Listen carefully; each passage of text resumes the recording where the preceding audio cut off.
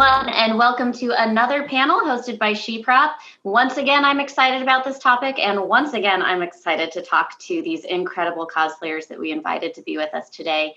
And today we are talking about imposter syndrome.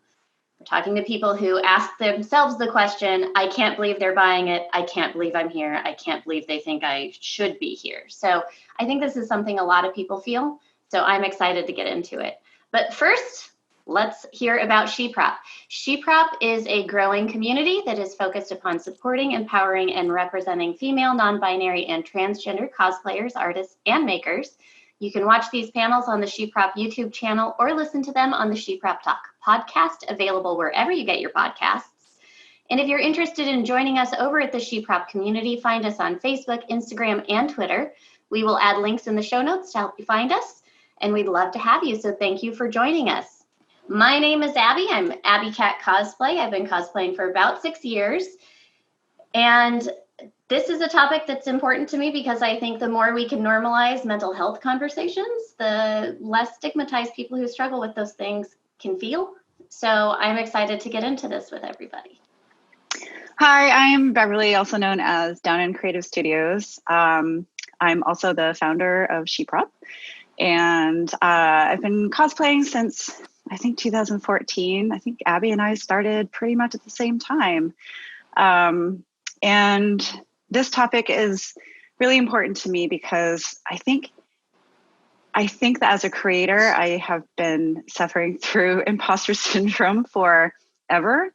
But it was through cosplay that I was able to identify what it is. And yeah, I think that it's important for us all to be able to do that and to talk about it and to, like Abby was saying, to normalize it. And we can only do that if we have these discussions. So I'm really excited about doing that today. Hello, my name is Trina Lucas and my cosplay name is Leet Couture. I've been cosplaying for about 9 years, and imposter syndrome is important to me because in my experience, everyone has experienced it at some point in their life. And so I want to normalize that because it's a shared experience that we all have so we can all talk about it. Hi, I'm Lizzie Chapman. I am a professional costume technician and illustrator, and I wanted to come and talk about imposter syndrome today because it has definitely affected my career trajectory, as well as just my sense of self-worth as an artist. And I really think that I wanted to help other artists through these conversations try to overcome those feelings, and I think conversations like this are very important. Hi, I'm Angela Jarman, and I guess my cosplay name would be Fancy Fairy Angela. That's at least my social media handle. I am a professional fairy wing designer. And I suppose I'd been cosplaying since before I knew that cosplay was a thing. Before the term was created, maybe, I don't know. And I'd always tried to see how closely I can look to the characters that I liked, even if it was just in my bathroom mirror. And I eventually started my own character party company. So I sort of got to live out all my cosplaying fantasies that way, as my favorite characters, interacting with kids. And that is actually what led me to my current career and making fairy wings for other cosplayers and children's entertainers and all sorts of people. So this is important to me because along with my perfectionism, it often hampers my ability to move forward with projects and my ability to generate income sometimes. It's definitely something that has impacted me, and I know it's impacted other artists and cosplayers as well. And yeah, destigmatizing it is important, I think. Well, thank you all very much for joining us today for the Imposter Syndrome panel. You were all invited because you are all at very different places career-wise with what you're doing, how long you've been doing it, all sorts of things. And this is an issue that affects a lot of people, regardless of where they are in their career or their cosplay experience. So I think it's really great that you're all here to share how this impacts you and how other people can maybe relate to that. I do have to give one brief disclaimer, which is that nobody on this panel is a mental health professional. So if you're listening to the stories that these panelists have and you think that sounds just like me, that's not a diagnosis. Please don't take it that way. That is something that maybe you want to bring up with a mental health professional if you get an opportunity. Hopefully you do. But this is really just people sharing their own personal stories and experiences. And I do want to define imposter syndrome so people know what it is we're talking about. Its definition is the persistent inability to believe that one's success is deserved or has been legitimately achieved as a result of one's own efforts or skills. The other thing about this is it is not a mental health disorder. It is a phenomenon or a pattern of behavior that's often presented itself within people who have depression or anxiety. It is not a disorder in itself. So keep that in mind when we're talking. We want to be upfront about that. But I am excited to get started and start talking to some great people.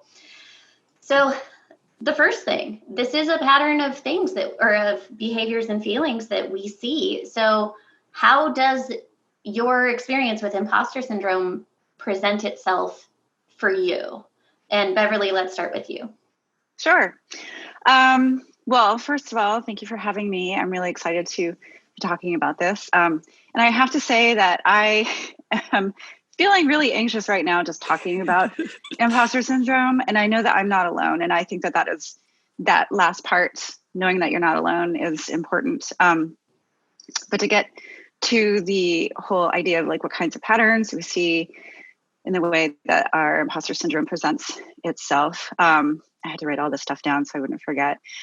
Well, as a maker and also as somebody who tries to educate people, every time I do something new, everything that I do that is a new skill or something that I am trying for the first time or something that maybe I failed at or I think that I failed at, and I put that out online for people to see.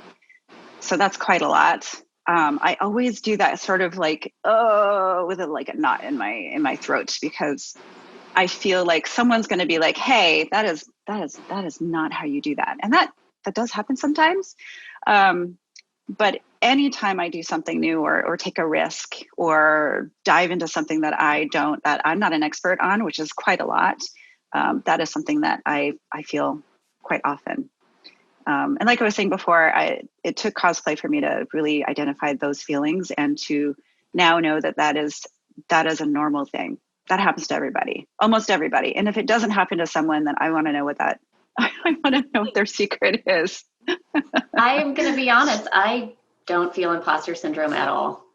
I've got mental health issues, a ton of them, anxiety being one, but anything good happening to me, I'm like, yes, that is right. So I am interested in hearing about how all of you experience that myself. So Trina, how about you? How does your imposter syndrome, how did it present itself to you? Yeah. So I have a background in art, and so I'm a fine artist, so I do illustration. And I didn't have a problem with that because I could see that, drawing is a skill that you develop over time. Like, I'm not going to be Michelangelo as soon as I start. But when I got into costuming and cosplaying, even though I've been sewing most of my life, there was sort of a threshold of like, I'm not an expert. This isn't perfect enough. And it often, it paralyzes me. It keeps me from moving on. And that's how I've seen it presented. I can get really excited about a project. I don't ever feel when I approach a project that I can't do it. It's once I get started and I'm in the middle of it. It's like, oh, wait, nope, this is as far as I can go. This is as much as I know. Now I better become an expert in this thing before I move on. And it's silly. So that's how I've seen it presented in my life. Do you see that it ties to any other patterns that you see with mental health or other issues like depression or anxiety? Oh, no, yeah. Yeah, I can see it tied definitely to anxiety of the anxious feelings of like, it's not going to be good enough. People aren't going to like it. And how unsettling that feels even for myself of like, if it's not perfect. And what about you, Angela? Do you notice a tie in your experience?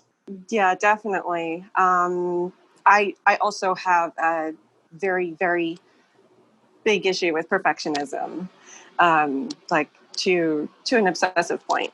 And so it's all tied in with my generalized anxiety disorder and inattentive ADD. Um, and so executive dysfunction also usually accompanies that. Like she was just saying, it freezes you. I mean, freezes me. um, just the thought of not being able to possibly get it perfect can sometimes cause me to just sort of push it away for a year or more. I in my head, it's like, if it's not perfect, then I can't do it. I can't put something out that isn't perfect. And the downside of that is that, I end up with all these unfinished projects and a long, long list of things that I want to do, that I then feel very anxious and kick myself over not getting them all done. And Lizzie, I know you had something to add to that. Yeah, so as far as that particular thing, I actually have a story that I think will be funny and enlightening. So I used to work in New York City as a freelance costume stitcher, non-union. This is very important to know, non-union. And I had just started working out. I think I was 24 when I moved to New York.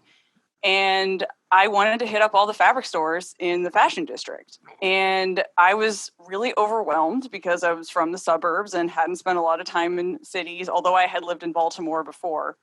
And I also did not understand just how deep my mental health issues were at the time, and my self-loathing, and this ties into the imposter syndrome and how it manifests. So I didn't know at the time that I had a pretty severe depression and anxiety issue. And so I'm walking around, the fashion district. I'm like, oh yeah, let's go into Mood. Okay, yeah, let's go into Mood Fabric. So I walk in and I'm like, this is where like all the real designers go. I need to leave. Okay, let's try another store. So like I go down the street and I go to B&J Fabrics. And this was the one that, I don't know if y'all have ever been so socially anxious or so self-loathing that you have ran out of a fabric store, like run away. But I did. I got in there and I saw how beautiful it was. I saw how clean it was. There's renderings, hand-painted costume renderings on the wall that really prominent costume designers have done. And the whole air inside that shop is one that's the whole atmosphere is very exclusionary. And so here I am, like, I'm broke AF. I have no effing money. I'm here on my own trying to support myself in New York City. I look broke, I look exhausted. And I walk in and I'm like, all these people know. Like, all these people know, everybody in the store, all these employees, they all know that I'm just a fake. And I lost my mind and ran out of the store. So it's just like, that was a very illuminating moment where I realized, okay, this isn't normal. And there were many other instances, and mostly for me, it's in my career. With cosplay, and I'll answer this later in the prompt, but cosplay itself was a lot more like healing for me. But in my career as an artist, in my career as a costume technician, it was very illuminating for me to discover, like, I could not bring myself to enter certain places of business because I felt I didn't belong there. I couldn't bring myself to apply for certain jobs, like working at, say, John Christensen or another prominent art, costume fabricator in New York City, because I felt like I had no right to be there. And that experience of literally running away from B&J Fabrics really made me go, this is not normal. So let's move on to the next prompt, though, with that. So you're not in that place now. So how did you begin to be able to cope with that and get past those things? I would say my coping mechanisms are not perfect. I don't do always a good job. And this is especially true now that I have lost my employment. I was never in the costume union. And so when everything went downhill with COVID, I lost my job completely from, entirely. And I have no security. So I'm trying to pivot now to get into the Costume Designers Guild as a costume illustrator. I want to get in the union, and that is re-triggering all over again everything that I had kind of healed from with my current trajectory as a costume stitcher and technician. So I'm having to like go back to those kind of coping mechanisms, and one of them is the strongest thing for me is actually to go back and look at my old work. I know it seems counterintuitive, but I have a pretty massive portfolio, and I can say now as a stitcher, I'm very confident in my skill, and I do have a lot of technical mastery. So looking back at older things I have made and the body of work that I have done has really helped me overcome feelings of imposter syndrome, because I can open my closet and touch something and be like, I put bound buttonholes in this. This is a cosplay that I used. I put bound buttonholes in, or like, this is a cosplay that I hand tailored with pad stitching, you know? So it's stuff like that that really helps me boost my own confidence. Because sometimes as a maker, you get in this headspace where you're like, I'm creating. And the time just doesn't matter. You know, your experience kind of transcends. You don't notice what you're doing until like years later sometimes. So I do find that that is my best coping mechanism to help with imposter syndrome, is actually going back and looking at my older work. What other sort of coping mechanisms do people use to get past these feelings? And Beverly, let's hear from you about that. There are several, and I think that I have learned over the years that this is going to be an ongoing process for me. It's not like I'm going to wake up one day and I'm going to be cured of imposter syndrome. It's just something that I need to be able to recognize right away, and then just take the steps beyond that, whatever it is that is preventing me from moving forward, whether that's with an opportunity or with like a project or anything. So I feel like when I feel that, like that feeling in my gut, my heart is like racing. It is a form of anxiety, because it's like the evil part of myself is saying, you don't deserve any of this. Who do you think you are? Like you cannot do this. The other part of the other side of me is getting a little louder. Now that I'm getting more practice with shutting that side of my brain off. That part is just saying, well, just one step at a time, just do it. Sometimes I have to really make myself just move forward, just say yes to that project, to practice and do things over and over and over again before I actually have to perform them, so that I feel like I am a little bit more prepared. I think the over preparedness is one of the things that a lot of people with this do. We're perfectionists. We practice. There's so much failure behind the scenes, so we can make the outward part of us seem really shiny.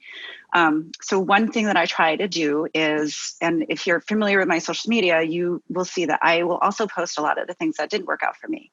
And I think that being transparent about that is allowing myself the space to have those moments where, yeah, you know what, nobody's perfect, and I am certainly not. Maybe I don't know, and because I'm not an expert, that doesn't mean that I don't belong here. And that is something that I am really trying to work on. Like the SheProp panel, like what the hell am I doing? Like starting a group with these women, like any day now they're going to figure out that, like, I don't know what I'm doing. What is all of this? It's like, it's amazing, but it's also really, really scary, because like you find yourself in the middle of the situation. You're like, well, I can't back out now. This is happening. Like I've had amazing opportunities that, was in the middle of it, like almost like having a freak out, because I just couldn't believe that I was shooting something for Marvel. Like, there any moment now, they're going to figure out what, like they're going to flip my scenes, or they're going to be like, oh, this is crap.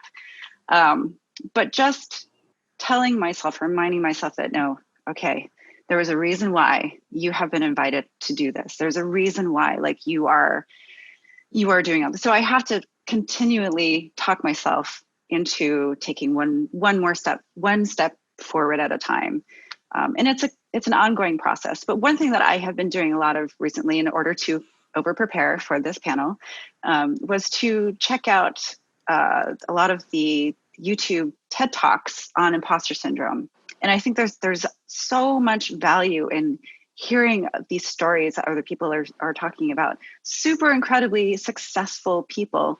There's a quote by Maya that Maya Angelou said that I'm going to pull up and tell you guys because it is amazing.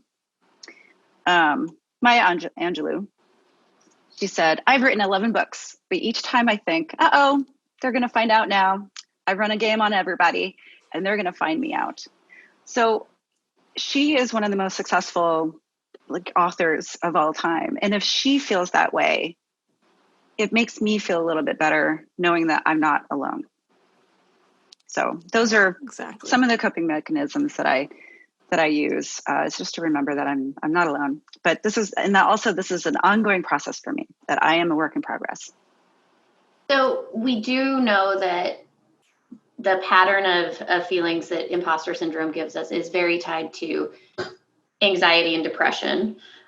So if you are comfortable sharing any experiences bringing anxiety or depression or imposter syndrome feelings to a medical professional, how has that, if you want to share that experience, how has that gone for you? And Angela, is that something you'd like to address? Yeah, I had not very regularly been seeing a therapist until last fall or winter.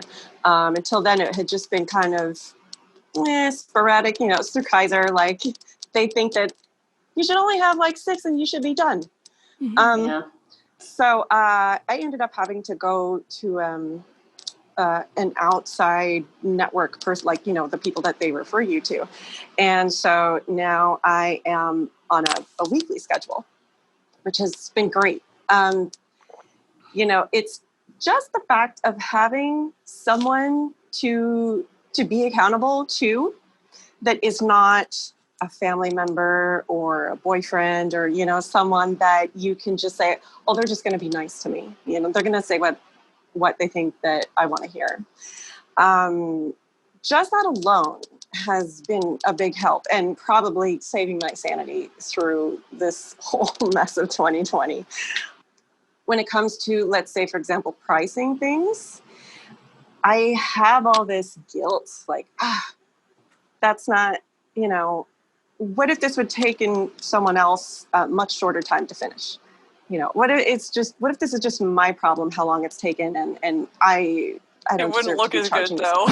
Yeah. If it took them a much shorter time to finish it wouldn't look as good, that's for darn sure. Yeah. So, a lot of the time,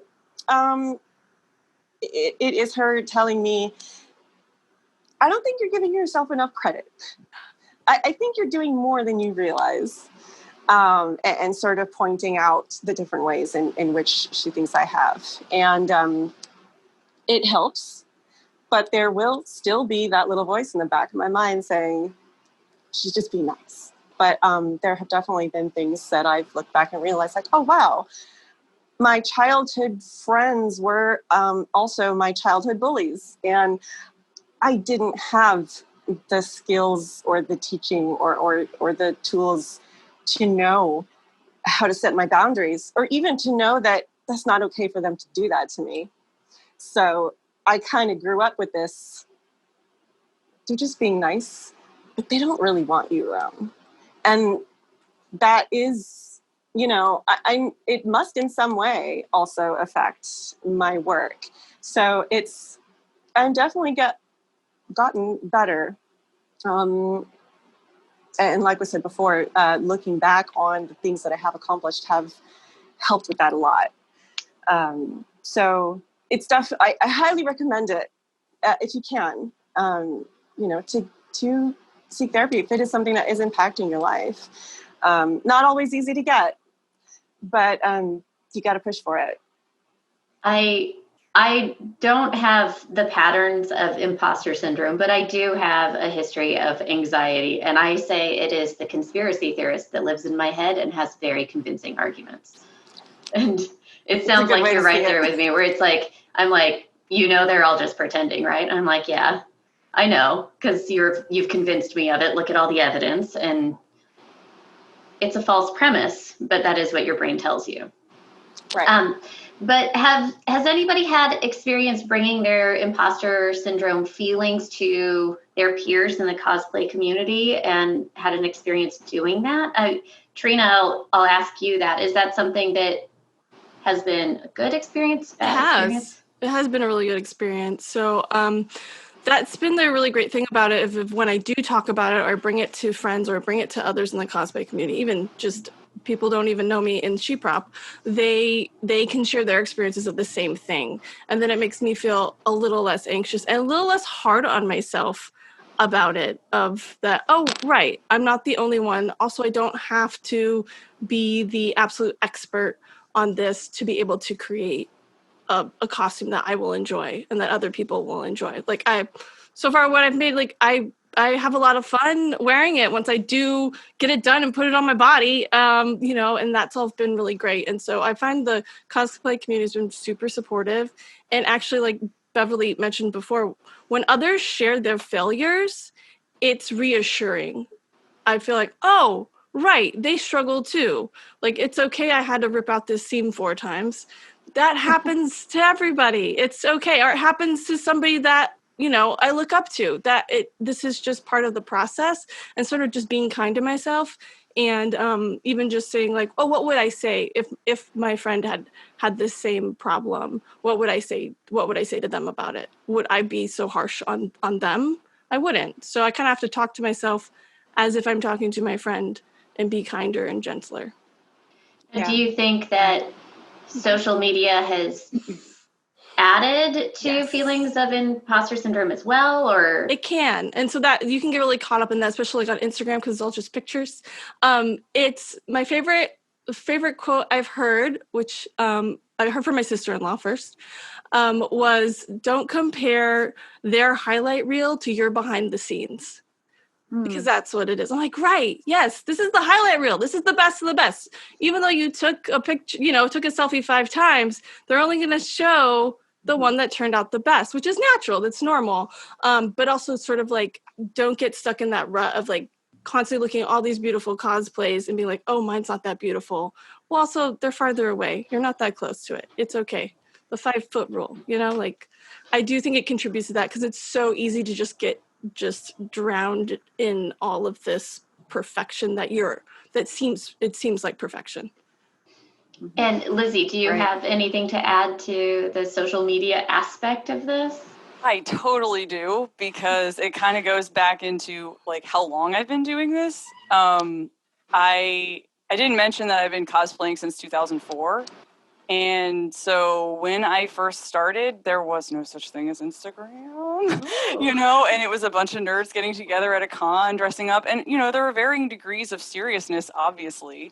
But I do feel that because I had pre-existing self-loathing and self-esteem issues, and I had cosplayed and it was very therapeutic and helpful for me, which I'll go into that later. But the fact that social media affected me greatly, not just as somebody who likes the cosplaying hobby, but as an artist, because you have to, it's like to the point that now like publishers and agents don't want to represent you unless you have already done the legwork of having followers and being perfect and being really on your game. And that's a lot of energy and emotional time for an artist or anybody to try to keep up with. So like it has negatively impacted me, because I'll look at my stuff and be like, what in the heck? Sorry, try not to cuss. What is the point of me having 10 years of this intense professional training if I can't even look good on social media? Like if these people who don't have that are like doing these incredible photographs, and I realize that a lot of it does come down to issues of race and class and gender that we don't talk about. So, I do not have unlimited resources and time to be, and most people don't, to be pumping my energy into making costumes constantly and to be taking professional photographs. I just don't. I'm not operating at a high enough income level that I can justify hiring a professional photographer and even take the time, because I got to work, So I think that's something that's really important to remember, is that yes, social media does present this sort of perfect film reel of like what only the best of your work. But it's also very dangerous in that it presents an ideal that you should live up to. which isn't true. So in my own personal work, I really try on my Instagram feed to just make it just look like I'm just working in my studio. Like, it doesn't have to be a professional photograph, and I've never had a professional photographer for my stuff, but I'm still here. And so are thousands of other people who are still doing it.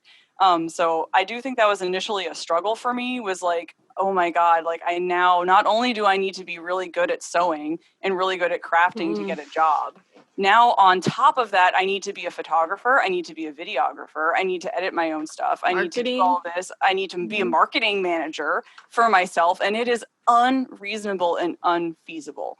So there's some times where stuff just has to give, and I do think that that's very important to remember, that with social media, while it is important to try it or at least do it, like, it's also very revealing as far as, like, don't compare yourself to somebody who's making $100K a year, has a spouse, and the American dream, because I will not be that person. I might never be that person at my current trajectory. So I just have to be chill and be like, all right, like, I made this cosplay within my budget. It took me a year and a half to do it, but I did it, and here's my process shots.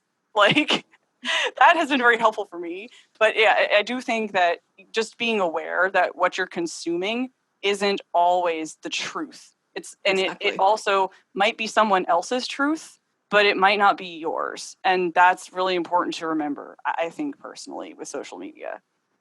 Now, the other part of putting ourselves out there, not just social media, that's also the competition culture that has developed with cosplay. Beverly, I'd like to hear from you about that, because I know you've competed and you've also sat behind the desk. How do you think competitions in cosplay have contributed to these feelings of imposter syndrome and anxiety traits? Oh my goodness. Well, I think that if you, as a competitor, so I've been, like you said, I'm on both sides, and I honestly don't know what is harder with having imposter syndrome, is being the person who is being judged. Like, literally, people are looking at your stuff and judging your work. It is hard to separate that from judging you when you are there and you are exposing yourself to these experts and people who they do know what they're talking about. Hopefully if they're good judges, they know what they're talking about, and they have expertise, and their job right now is to be critical of. I mean, it's like imposter syndrome nightmare for someone who suffers from that, right? Similarly, with the judging, when you're on the other side of the table and you're looking at all of this amazing work, and I've been in that situation where I'd be like, oh my God, why am I here? Like, this, at any moment now, this contestant's going to be looking at me like, you know what, you don't really know what you're talking about. Do you want to switch places with me? Like, and I'll be the judge for the rest of the competition. So the important thing is that both things are very valid. But I think that the competitions it's a space that I think is necessary for cosplay. It is part of the culture. It's an important part. It's very important for lots of people who like to have that competition as a part of their work.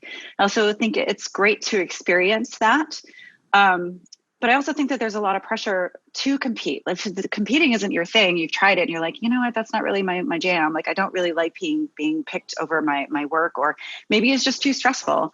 I have felt in the past that I should be competing more.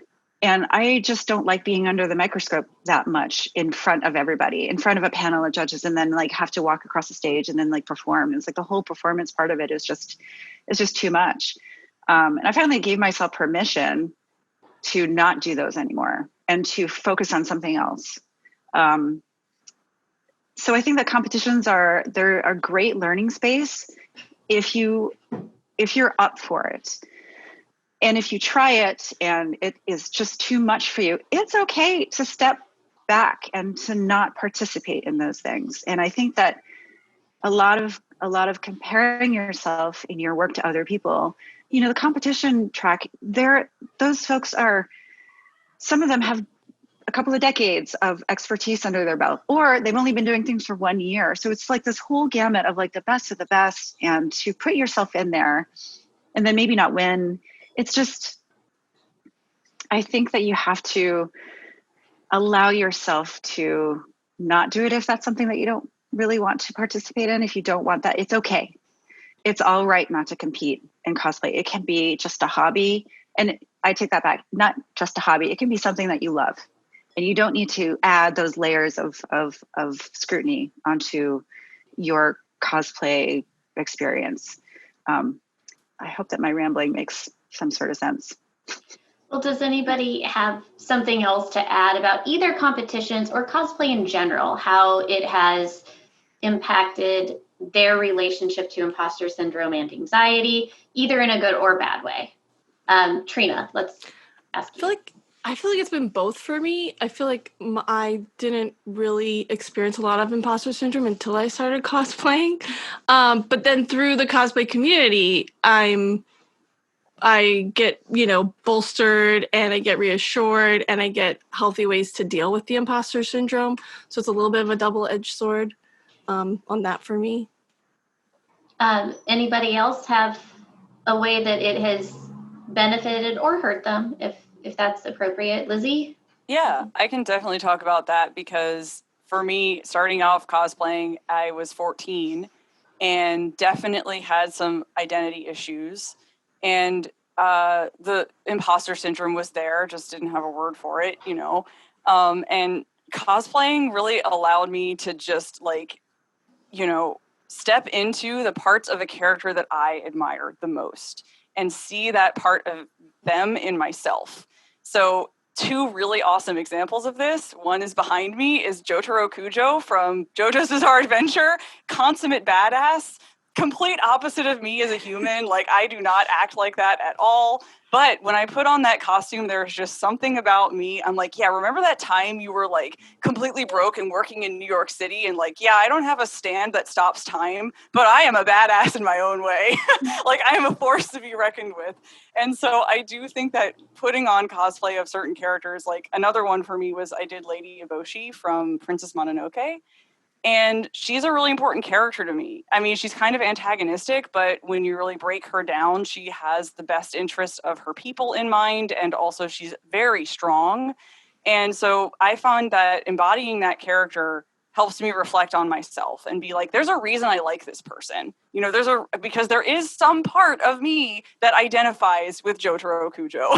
Despite the fact that I am not him, there's some part of me that's just like, I'm going to order the world right now, and I don't even care. Like, I don't even care who knows it.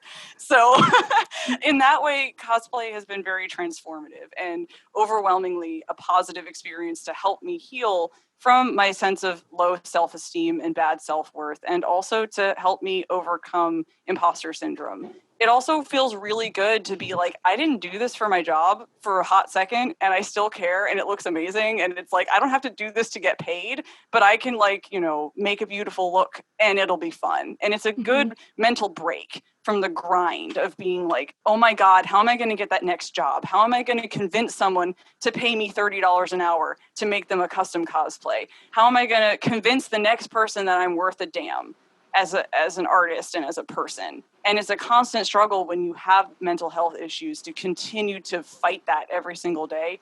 And in cosplaying, I don't have to. I just step into that role and I'm like, cool, I'm here. Yada yada daze. So I do want to switch gears a little bit at this point, because we've been talking about your own experiences, and it's really good for us to hear those. You all have very different experiences and relationships to this topic, and that's a good thing to be exposed to. But we do live in a world where society at large is impacting how we view everything, how we feel about ourselves, how we feel about mental health. I mean, all of this is not in a bubble. So how do you see society as a whole, particularly towards women, impacting feelings of anxiety, impacting feelings of imposter syndrome, and these traits that we have, and how that makes it hard for us to take credit for our work? Angela, you have something to add? I would definitely say, again, so much of it is social media and seeing everybody's highlight reels. rather than the reality. But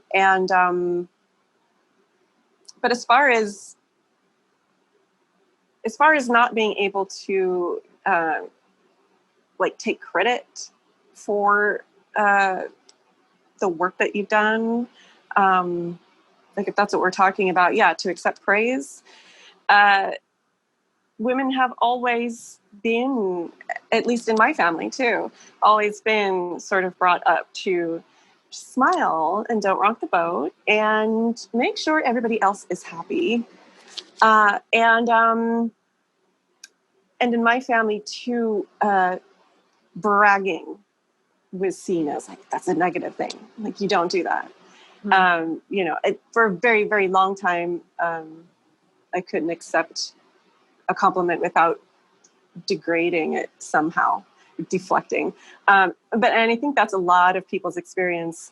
But in society in general, it's been a long time of women are seen as bitches or conceited or arrogant if we toot our own horn, if we seem confident about ourselves, whereas men usually are praised for that. Oh, he's confident.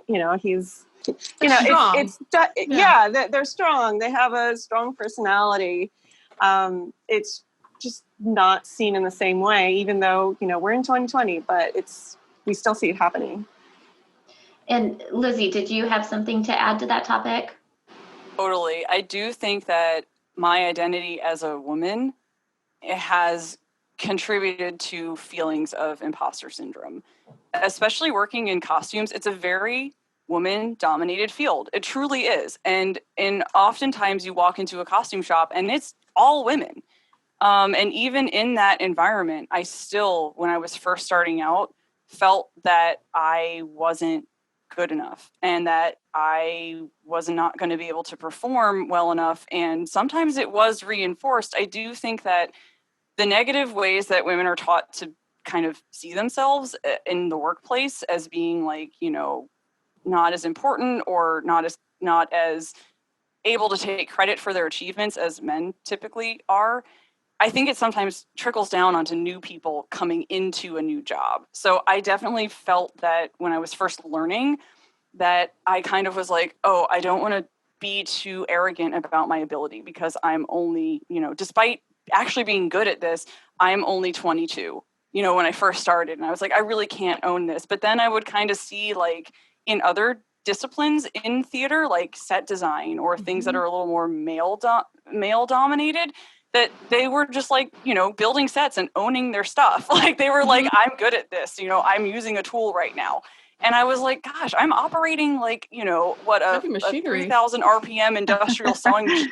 I'm over here going, oh God, I don't deserve this. I don't deserve any of this. And you're like, that's not true. So yeah, I do think, and certainly like as I've gotten older and progressed in my field, I do think that the experience has helped, but also having my eyes wide open and seeing that there is a difference in the way women are treated at work as opposed to the way men are treated at work has made me realize like, oh, a lot of this isn't necessarily just me being like, oh, I'm bad at it and I'm a bad person and I'm not good enough and I don't belong here.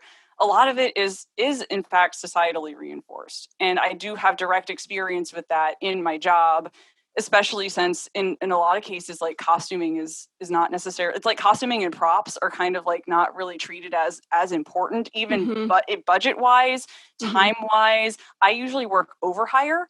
So that means that I'm the last priority on any budget, period. And so I'm the first to get cut, and I am also generally a stitcher. So I am the lowest person on the tier of who operates in the costume shop. Costume shops they know they need us, the designers know they need us to make their stuff look good. But when cuts are made, I'm the first to go. So that does really tie into kind of your sense of self-worth and your sense of validity as not just as a creator, but I do think like, a lot of these people who work as stitchers are women. And it does say a lot about sewing and garment making being seen as women's work. Whereas, something like tailoring, which is more masculine, which I can do. I can be a good tailor, but it still is sort of more of a man's realm. So I would say that has absolutely impacted me, and the feelings of imposter syndrome have, especially when I was first starting out as an intern at Center Stage, I did feel like I didn't belong there. I wasn't good enough. And I think a lot of it had to do with my socialization as a woman. So I think it's more of society being comfortable with having society need to learn to be comfortable with strong women and people of color, being in those arenas, and how it's just really startling, I think, right now for people who are new to that, we can have diversity and other people can do these things and be in this arena, and it doesn't threaten your spot in this arena as someone who doesn't identify as female, or someone who doesn't identify as a person of color. And you can leave space for them, and it's not going to diminish what you can do, and it's not going to take away from where you can be. There's plenty of room for everybody. One of my biggest pet peeves is when people deflect compliments, which I should be more sensitive to. I should be more sensitive to the fact that a lot of people are told that if somebody says that looks great, they say, oh no, or they say, I had a lot of help, or they say, yeah, but yours is better. Whatever this deflection is, I think a lot of people are told that that's how you are polite. We're supposed to be. Yeah, polite. Yeah. That's how you are ladylike. That is definitely something I've had to work on, of like that I consciously say, thank you. I just say, yes, thank you. That's nice. I'm like, oh, yes, thank you. And that has had to be something I thought about, of stopping and just being like, oh, accepting it. Yes. This is nice. And don't throw it back also. No, yes, thank you. You don't say, you too. Because how fake does that sound when somebody says, you look great, you too? Like, exactly. That's a real fake thing to say. Just say thank you. It's nice to hear. And then later you can compliment somebody if you want to. So I need to be more sensitive to the fact that not everybody has that approach. But a lot of people were told that they have to have that approach. And I think they can get uncomfortable sort of owning that, oh, I do deserve this praise, and just accepting it. It's uncomfortable for them. Yeah. I've noticed that a lot. That actually kind of leads right into this next question, which is, why do we think we are told that is appropriate and that is polite and that is how we should respond when we are given praise and when somebody wants to reward us for our hard work? Beverly, we haven't heard from you in a moment. I don't know. I think that basketball coach once told me that practice makes permanent. It doesn't make perfect. And so if you practice these habits of deflecting or all of that becomes your norm, right? And that is also what people learn that are around you. So that includes our kids, the people that we encounter in our lives, our friends. So it's really hard to break out of those patterns. And I think that, like, going back to what we've talked about before with having these discussions, it's really important. It's really, really important. And it's also important to call each other out on these things when we do these things. Because it's way easier to say, oh no, whatever, if somebody tells you that you're amazing and you're awesome. It's really hard for me to do still, but I do try. I think that social media, funnily enough, like Instagram, is giving me a place where I can just say, thank you so much, heart. Like I can do that. Or someone sends me a message and they say, your work is amazing and I've been inspired and blah, blah, blah, blah. That's a chance for me to practice, right? So I would just say, make more time for yourself to practice those things and call your friends out when they do those things. I actually had to do that twice today before this panel. I've had to do that to you multiple times. I know you have. And now I know, and Abby, now I know that you and we are the same in that way. And I didn't know that. And that helps me know that, like, if there's something that I am having a hard time with, like I can't accept a compliment or whatever. Now I feel like I could probably be like, hey, Abby, I'm feeling like an imposter right now. Like, can you help me through this? And I think that we need to be able to reach out to our friends to help us take that next step forward so we can get away from ourselves and, turn that side of our evil side that's like, no, you can't do that. You don't belong here. because friends like you, Abby, are able to be like, what? I don't even understand that. And so, and then doing that is sort of normalizing, well, why am I feeling this way? And she's not. So there's probably a good reason for that. And maybe it's okay for me to not feel that way too. It's just so practice makes permanent. Just practice. I don't know that I answered the question, but it was a great answer. I have my go-to finger wag that I give to people who are getting into that cycle, and it's don't dim your shine. Like if I have somebody who's just being like, why me and not them? Nope, it's you. It's you. Yeah. You get it, polish it, spit shine it. That's you. So that's my go-to when I'm trying to knock people out of negative spirals. Yeah. One more thing, just super fast before we launch into the next thing. Someone told me a while ago that like if you think about what you would say, the things in your mind, whatever it is that you're thinking, would you say that to tiny you, like young you, a child? Would you tell that child, no, you can't do that? Mm-hmm. Would you say that to the younger version of yourself?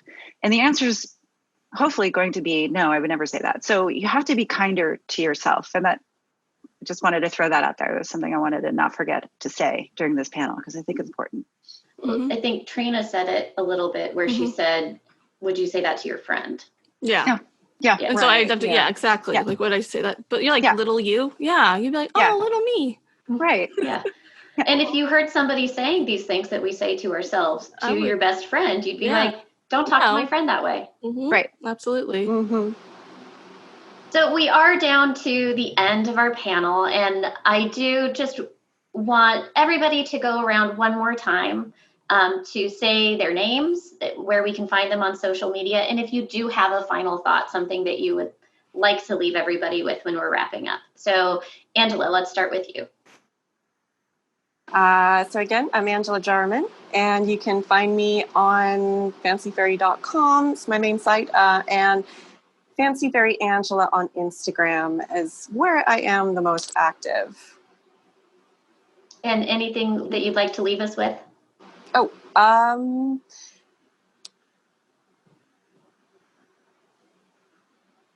would probably just reiterate with what Beverly just said about, if it's something that you wouldn't say to little you or something that you wouldn't say to a friend, realize how negative it is to do it to yourself.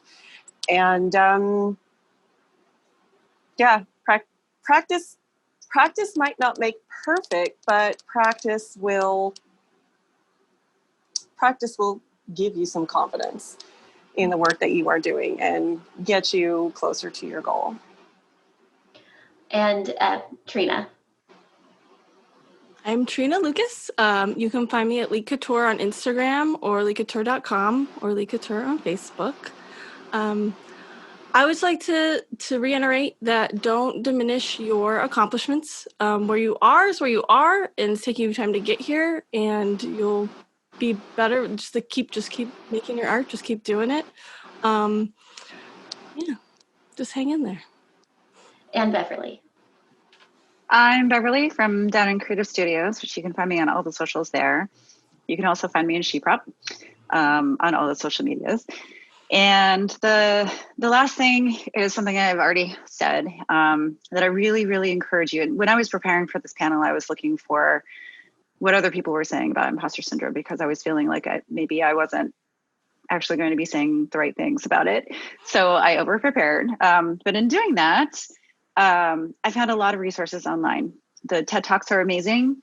Please go, even if you don't, Abby, suffer from imposter syndrome, go check out the TED Talks on it so that you can kind of understand and hear these stories from these incredibly successful people who aren't in cosplay or creative worlds, just to realize that this is not just isolated in a creative community. It is also affects the majority of successful people. So I encourage you all to go check that out. And I have some links. We'll add them in the show notes. And Lizzie. I am Lizzie Chapman. You can find me mostly on Instagram at Tin Lizzie Draws or at Tin Lizzie Costumes. That's where you'll see my illustration and costume work. I'm not great at having a cosplay name, but Tin Lizzie will do. And my closing thought is just to remember that in all of this, what imposter syndrome does do to you is it makes you feel like you are a product. And that's not the summation of what you are. You are not defined by what you can produce, and you're not defined by how well you serve either the institution that you work for or, you know, your whatever your career path is.